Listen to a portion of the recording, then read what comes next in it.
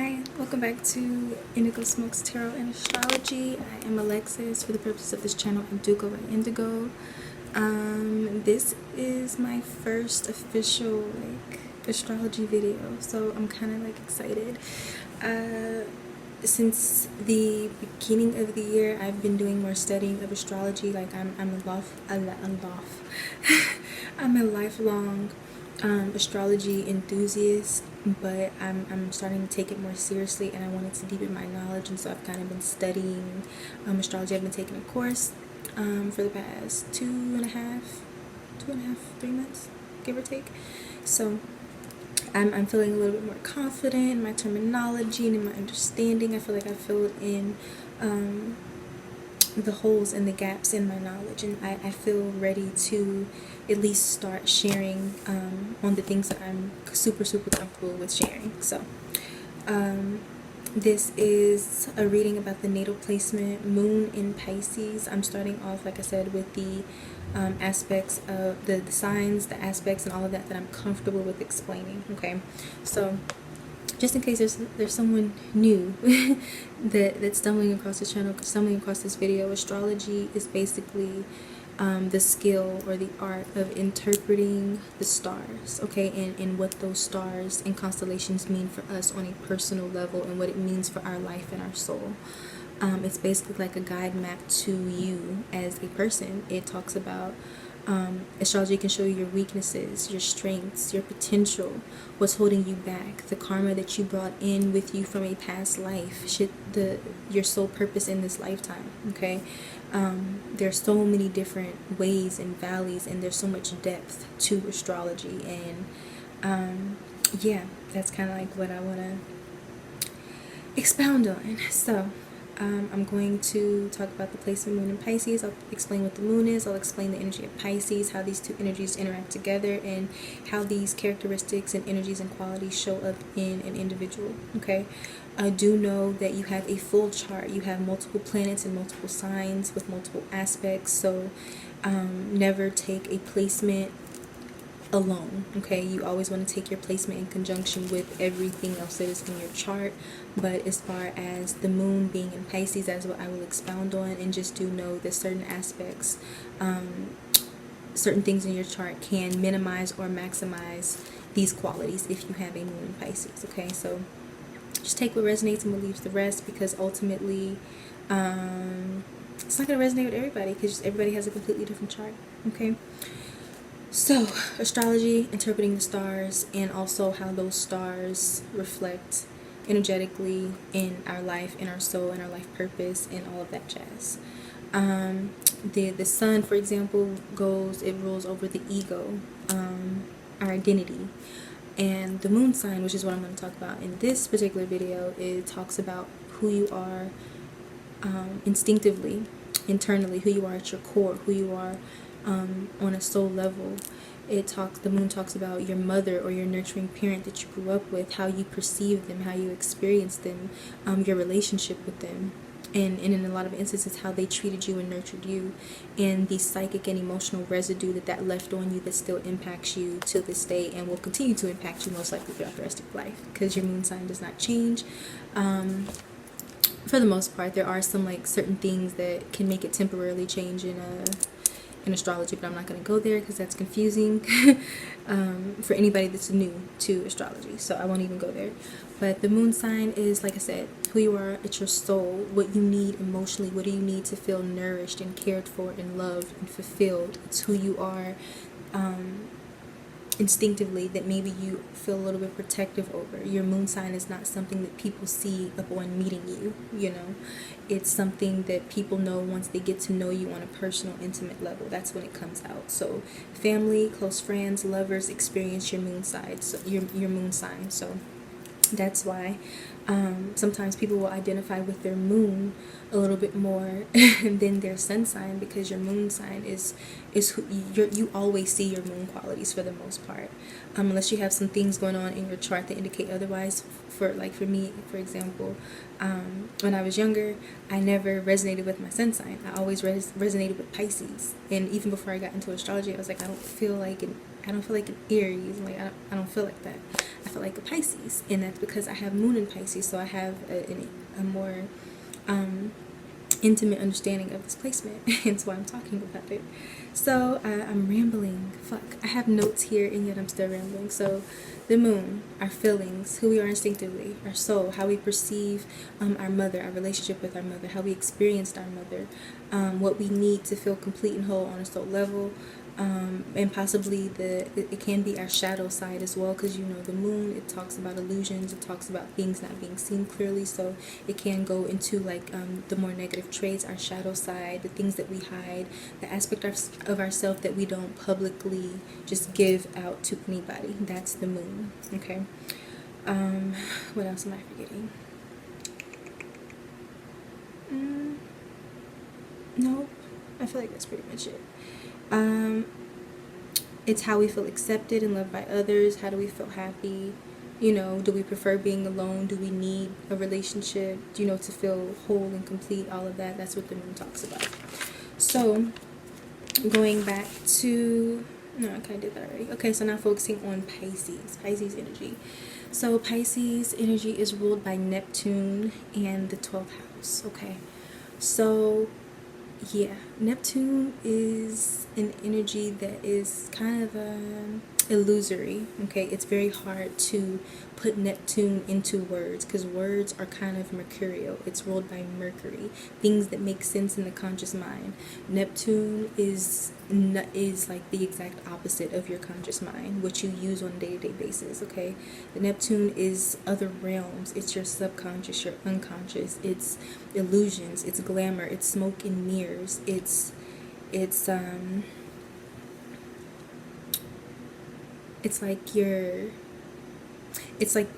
your spiritual nirvana, but it can also be in its shadow, like the lowest of the low. Okay, so Neptune 12th house Pisces, it can talk about being at a spiritual and creative high, like just being connected with the ethers and other realms, and just being able to just create and be inspired and empathetic and compassionate. And then on the other end, it can be Neptune, Pisces, 12th house. It can govern people who have mental issues, people who are in prison, in hospitals, and mental asylums, people who are addicted, the tortured soul, the tortured artist, people who just can't get it together, you know. So Neptune covers a wide spectrum of traits, but at its highest, it's like the most beautiful, etheric planet like ever, you know, because it's like the spiritual peak, you know. So I hope that wasn't too rambly, but anyways, Pisces is like, it's the two fish. Okay, two fish going in opposite directions, so there's duality with Pisces. Pisces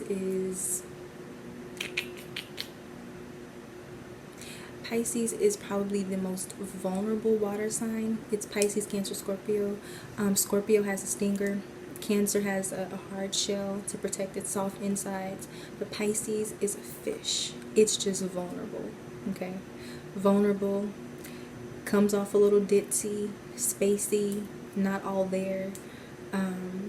Pisces is the epitome of straddling the fence between reality and the spiritual realm, the other, you know, the hidden realms, all of that. Anything spiritual, anything that you can't tangibly touch, but you can feel it, you can know that it's there. That's Pisces, that's Neptune, that's 12th house. So more specifically, to narrow it down, Pisces loves anything spiritual, anything creative. Pisces is very intuitive, very psychic, very impressionable. It can be very naive or gullible. Okay, Pisces energy at its purest is very unassuming, so it's very easy for it to become too passive or become a doormat or be taken advantage of. Okay. What else about Pisces? that duality. So like I said, even though in its high vibration, Pisces is like it's a really beautiful otherworldly energy, because Pisces is also the oldest zodiac sign. It has a little bit of every sign before it within it, so it has a bit of an old soul. It has a wisdom to it that other signs haven't quite mastered. Pisces loves and rules anything in regards to imagination, in regards to sleeping, illusions, imagination, drugs, intuition, spirituality, metaphysics, art, music, painting, drawing, shoes, because Pisces rules the feet. It can also talk about, being very romantic, or being a victim, or using the victim consciousness to manipulate, and it covers such a wide spectrum of things. But Pisces is the feel good, kind of like the feel good sign. It's not really confrontational. It will run away from conflict because it's all about peace and love and happiness and all of that. And at its worst, like I said, it can be that extreme of, the tortured artist, the tortured soul, the addict, the person who's homeless, the person on the street, the person in a mental institution. So there's a wide spectrum here, but I would say that Pisces is probably the most vulnerable and impressionable water sign, because it doesn't have a protective shell. It's just open, ready for the taking. So Pisces is ruled by Jupiter and Neptune, and Jupiter is all about expansion, overindulgence, also spirituality and wisdom. And I already talked about what Neptune is. So both of those energies, that expansiveness, Pisces is really good for that, because think of Pisces like the ocean. You can't really contain the ocean. That's where that Jupiter expansion comes into play. And then with Neptune is also kind of watery, kind of misty, kind of foggy. It's really hard to get clarity with Neptunian energy, hence the reason why it's so hard to explain in words. Neptune can cause Pisces to be like overly idealistic or romantic, or seeing things through rose-colored glasses, not seeing reality or people or situations clearly, because there's just this this pink or this idealistic filter over their mind, their emotions. That's why it's so easy for them to kind of fall off the deep end, or for them to be taken advantage of, because like I said, Pisces is kind of straddling two worlds, two realms. It's never fully in one or the other, and Pisces loves to escape. So Pisces needs to find a healthy escape. Okay. Let me see what else. Pisces correlates with anything mystical, anything spiritual, anything psychic. Pisces is psychic and intuitive and daydreamy and spacey. Like I said, escapism, which can talk to drugs and alcohol, but it can also talk to just daydreaming too much. It can also talk about losing yourself in art, losing yourself in creativity, losing yourself in a person, losing yourself in a spiritual path. Pisces just wants to merge, and all of this energy is amplified when this is your moon sign, because this is what you need. You need this Piscean energy. You need this Piscean way of life and being, and you need someone around you to basically understand that and not take advantage of it. Pisces wants to serve and merge and be devoted to someone or something desperately, because there's always going to be a part of Pisces sun, Pisces moon that just doesn't want to be here in reality. Sometimes reality is too harsh or bleak or restrictive for Pisces, and so they seek that escape. It's innate to them. It's like asking why a Pisces wants to escape is like asking why does a Scorpio sting. That's just what it does, So the negatives of Pisces could be self-pity, like I said, victimhood, being passive, being naive, being secretive, addiction prone, easily scared, vulnerable, codependent,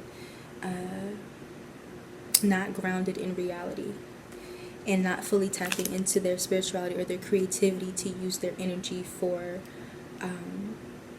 positive.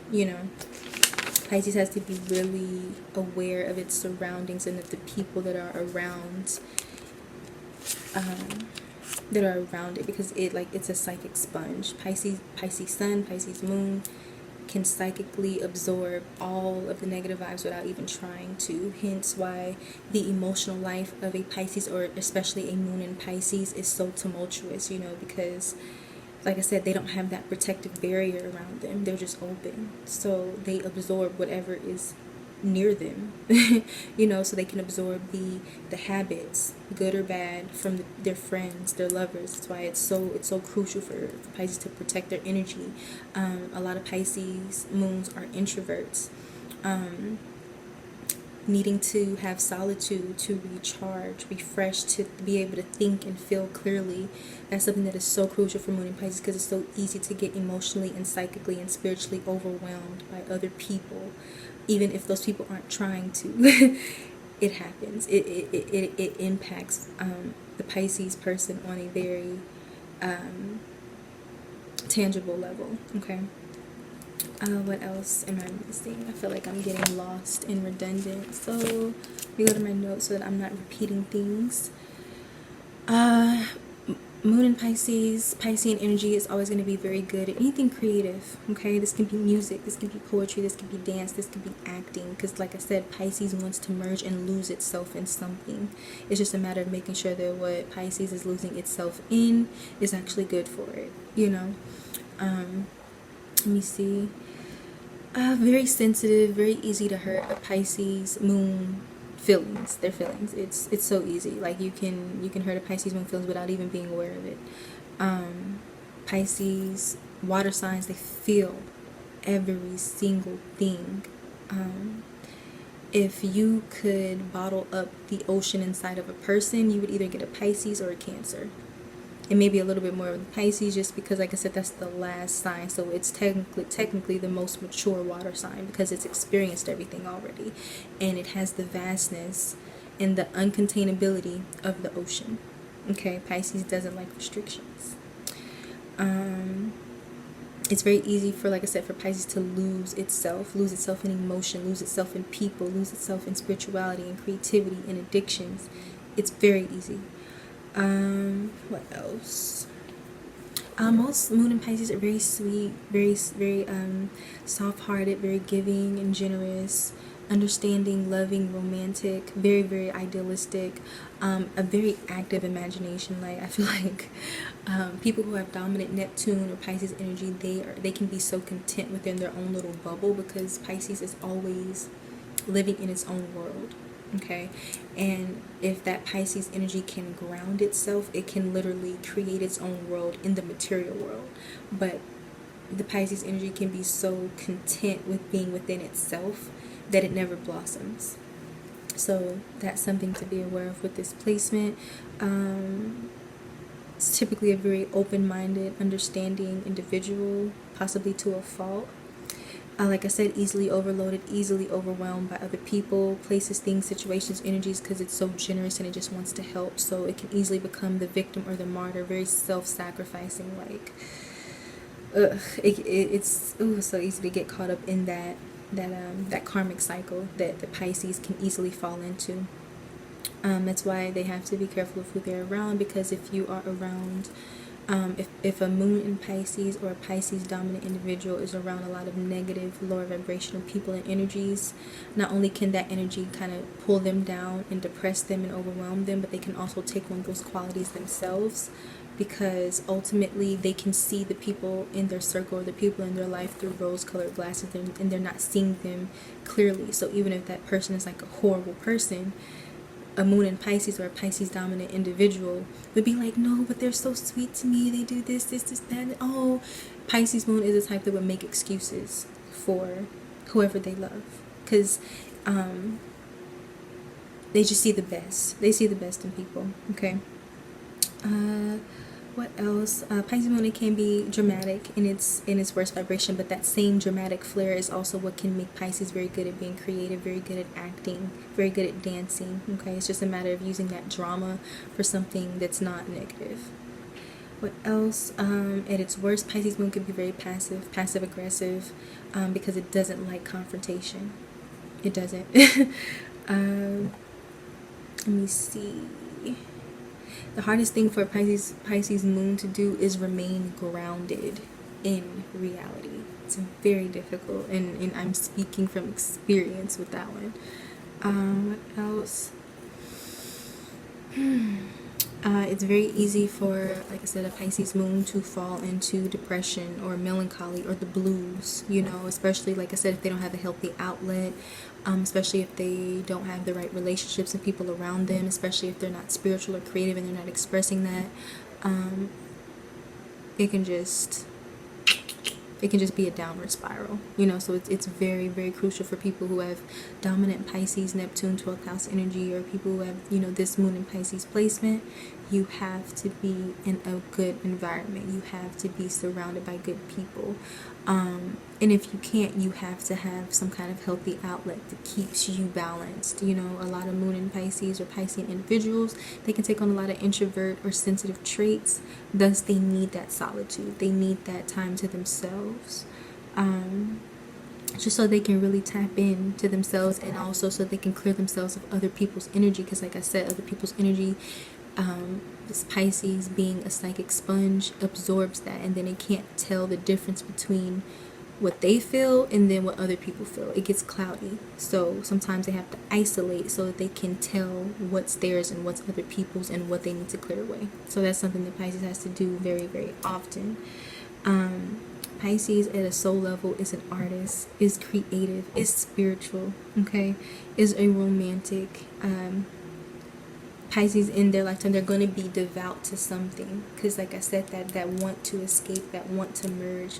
Pisces is all about vastness and union. Okay, if Pisces is not merging with an addiction, it'll merge with a person. If you're not merging with a person, merge with something spiritual or religious. If it's not that, something creative. That outlet, that healthy outlet, is crucial to whether that Pisces dominant individual or that moon in Pisces placement is used and maximized to its fullest potential. Yeah, kind of lost my thought there, sorry. What else do I have here? Yeah, so it's the last sign, so it's wise, has an old soul quality. I already said that. Oh, Pisces loves to sleep. Pisces moon, Pisces dominant individuals love to sleep. They love to rest. Like I said, they really need it on an emotional, mental, and a spiritual level, because it helps them to rejuvenate. It helps them to recharge themselves. But like I said, Pisces loves to chill. Okay, Pisces is good for that. Has to really work on remaining grounded in reality. Okay. The opposite of Pisces is Virgo, and Virgo is all about details. It's all about the practical, the mundane, reality, order, perfection. So in order for Pisces to remain grounded, it's either going to need that earth like energy around it, in the people, the friends, the lovers, the family members who can provide them with that grounded energy, or Pisces itself is going to have to tap into its opposite, its polar opposite, Virgo, so that it can become grounded and actually manifest things tangibly into their reality via their spirituality or their creativity. That's their mission in life. They have to figure out a way to ground, okay, so that they can be not only of service to themselves but to other people, because ultimately Pisces wants to serve, and so does Virgo, which is why they're sister signs, even though they're opposites. What else is here in my notes? I'll get to the celebrities in a minute. Water signs. This applies to all water signs, but especially Pisces. Being near water, being in nature, works wonders. Okay. For a lot of people who have dominant water energy, especially Pisces, it could be good to go to the ocean or just to be near a body of water. It's very calming, it's very soothing and healing for their energy. All water signs, but especially Pisces, okay? Like I said, because they're so easily overloaded and they don't have any protective barriers around them, you know. Let me see. Positive escape, merged, devoted. Oh, mind you, the moon is fluctuating. It's always changing. It's never exactly the same as when you last seen it. So, those fluctuations will also show up in your emotional nature. So, a lot of moon and Pisces will experience a lot of highs and lows frequently. It's very easy, like I said earlier, for them to fall into depression or melancholy because they're taking on so many things from other people.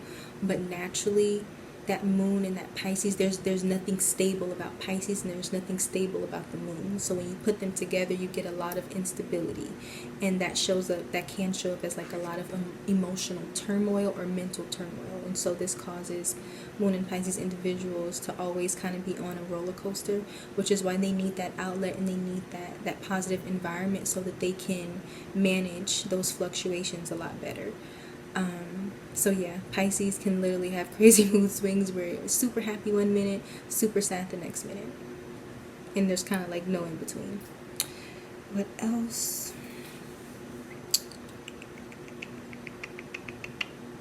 Yep. They're a walking contradiction. They absolutely are. Those two fish going in opposite directions.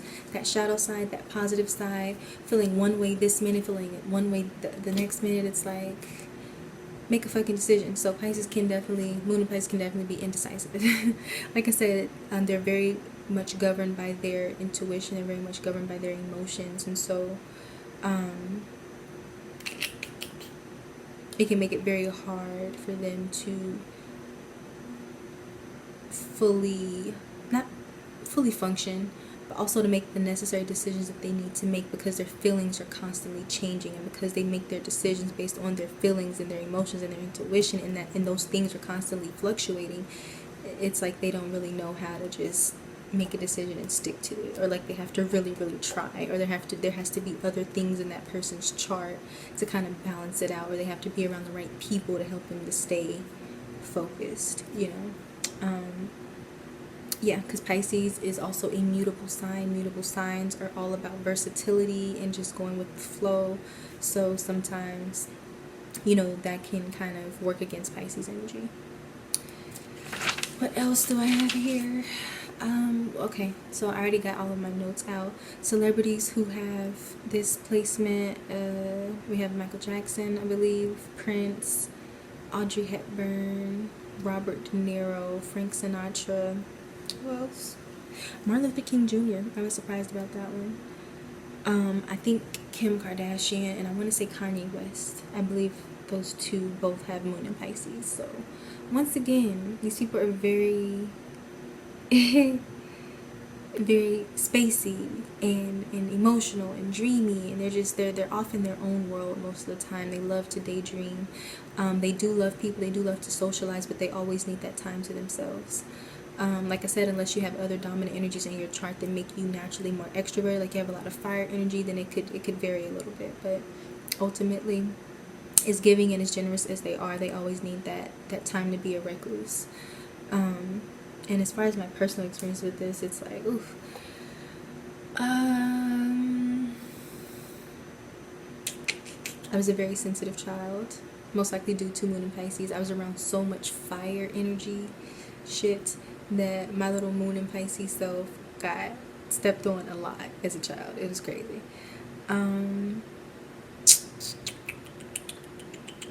I think my moon and Pisces made me very quiet at a young age. I was very reserved in a lot of instances, and also in a lot of instances I still am. Very private kind of energy, not really liking to be feel exposed. It's something that's very strong with this energy.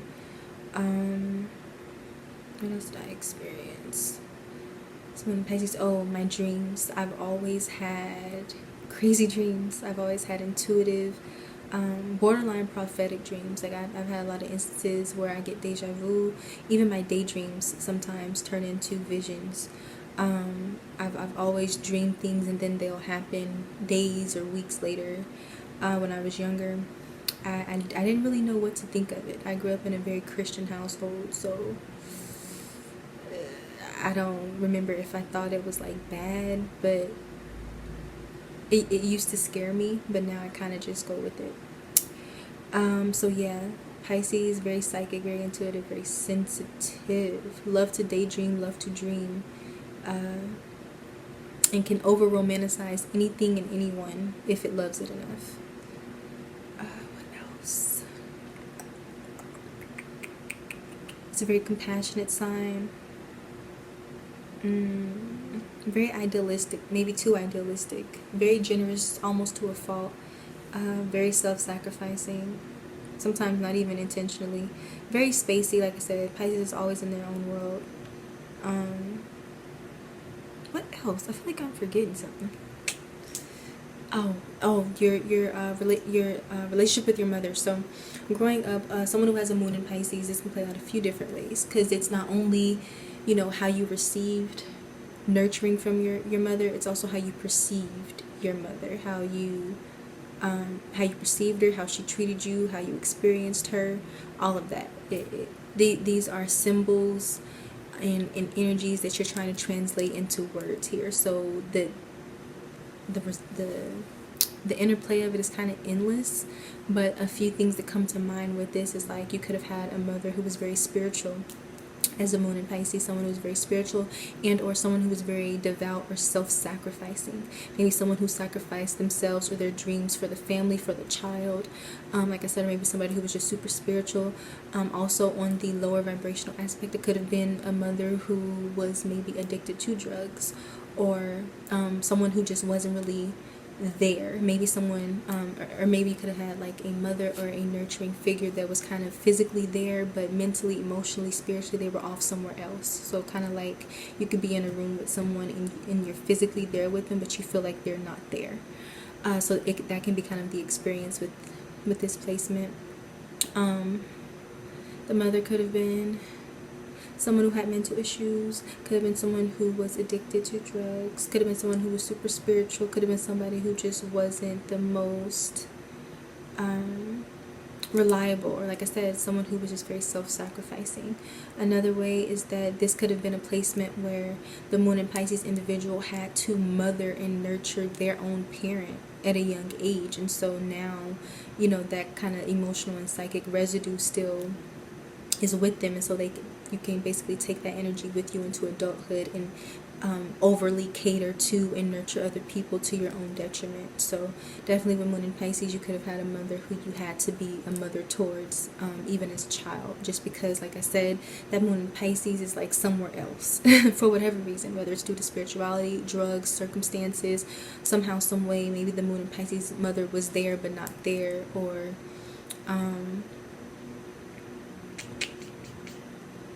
was unavailable in some way for whatever reason.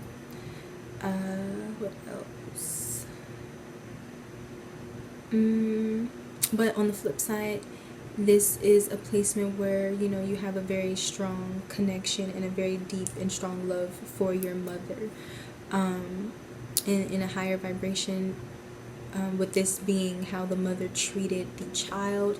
Very nurturing, very sweet, very catering, understanding, flexible. This wouldn't be a conventional parent by any means.